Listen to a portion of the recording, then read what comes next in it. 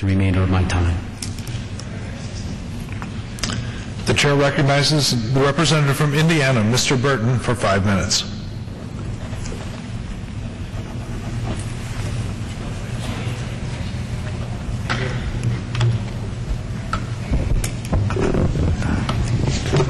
Oh, there we go. Mr. Speaker, I ask unanimous consent to revise and extend my remarks. Without objection.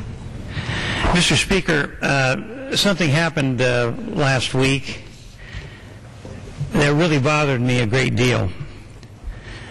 President Obama decided to release CIA documents that were top secret because they said that they showed that there may have been some violations of law regarding torture when we were getting information from terrorists. So I'd like to talk a little bit about the whole story, or as much of it as I could find. On March 18th, the Justice Department told CIA Director Leon Panetta, the Justice Department told the CIA Director that they were going to recommend to the White House that these memos would be released almost completely uncensored. Now, bear in mind, these are top secret documents. And when they're top secret like that and labeled that way, that means that there's a security threat not only to the United States, but to the CIA and the people that did this work for the United States to protect us against terrorism. Nevertheless, these top secret memos were going to be released. Panetta told the Attorney General, Eric Holder, and officials in the White House that the administration needed to discuss the possibility that the memos released might expose CIA officers to lawsuits on allegations of torture and abuse. Panetta also pushed for more censorship of the memos, officials said. The Justice Department also informed other CIA officials, seniors over there, of the decision to release the memos, and as a courtesy, told former agency directors.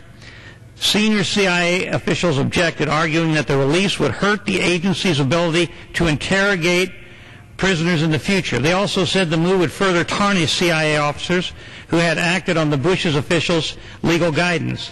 And they warned that the action would erode foreign intelligence services' trust, other countries' trust, in the CIA's ability to protect their national secrets, current and former officials said.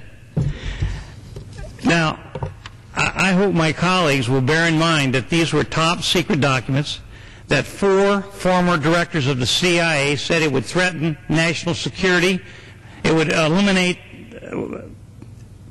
tactics that were used in the past to get information from terrorists that probably protected American citizens and maybe saved a lot of lives. And Attorney General Panetta told them that there was a problem. And former Vice President Cheney last night said on the Hannity show, which I watch quite frequently, that he saw memos that proved that the tactics employed by CIA members on terrorists did protect Americans from a terrorist attack. Now, if that's the case, and I believe Vice President Cheney, when he said that, I believe those memos that show that there was a real help to the country in protecting us against terrorist attack and probably saved a lot of lives, I believe those memos should be released. And I hope that the President Obama, will take a hard look at this. I mean, he looked at these documents and said they should be released even though they were top secret. Threatened a lot of CIA members and threatened our national security, in my opinion.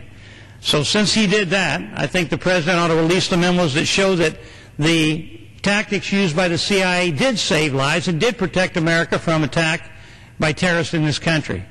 If I were talking to the President tonight, Mr. Speaker, I would say that's only fair. If you're going to release the memos and threaten the CIA with lawsuits and everything else because of the tactics that were employed there, if you're going to threaten possibly former Justice Department officials who wrote opinions saying that these tactics could be employed to extract information from terrorists, then we certainly should see the memos that show that the things that they did protect America and did save lives. I think that's only fair.